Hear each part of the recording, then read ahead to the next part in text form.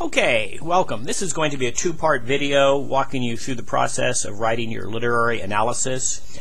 I know that this is a different kind of a topic for you to be writing about. It's a different kind of an essay, and I want to assure you that I'm still going to be judging you on your writing skills. I'm going to be judging you on paragraphs, I'm going to be judging you on topic sentences. I'll probably look at the transitions. Of course, I'll look at the surface features. I'd like to see a good introduction with a clear thesis statement and a conclusion that wraps up what you're saying. That said, this is a 3-page essay. There's no documentation required. I think the instructions mention some research. Ignore those. You've already done the research by learning about the theory that's involved with this assignment, which I'm going to go over in a minute. I'd like to point out that this is a two-part video because I'm trying to keep the file sizes pretty small for you. I think they download a little easier if they're not real large. You've done the research already in that I introduced you to theory, Marxism theory, Marxist theory, and feminist theory. And if you'd go back and look over the discussion posts and look over your peers' responses to this issue last week, I think you'll get some ideas about how to write this paper, about what you want to talk about.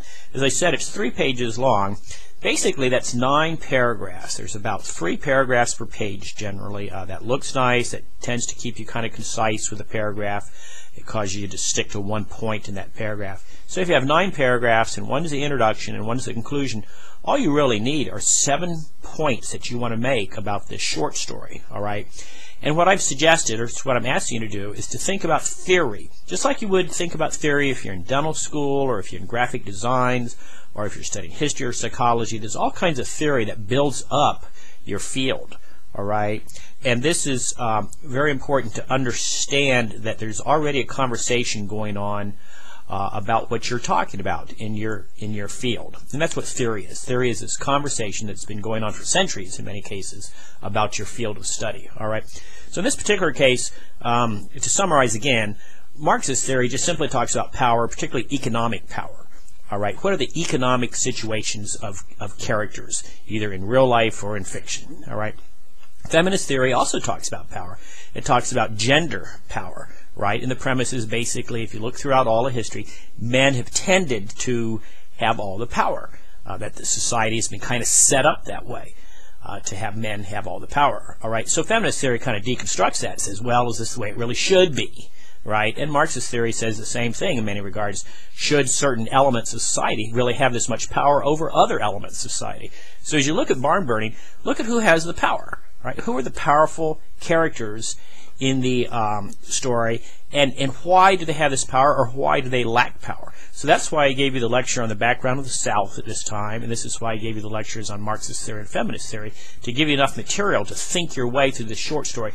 So this is actually a critical thinking, a critical reading, and a critical writing assignment.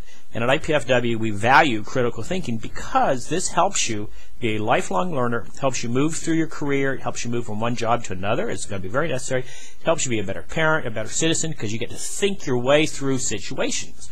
All right, causes you to dig a little deeper. So that's the point of this essay. So I just simply want to reassure you that it's 3 pages long, have a good introduction with a thesis statement, have 7 points that you want to make, and conclude. All right. Another thing I'd like to say is in college, when you're looking at a text, you very often you need to use the text in your own essay. You need to not just say what it means or tell what it means. You also have to show the reader what it means by pulling some text out of what you've been reading and using it as a direct quote within the body of that paragraph to illustrate the point you're making. I'm going to conclude this video now and move on to the second part where I'll actually walk you through the textbook and how it addresses these issues. So thank you.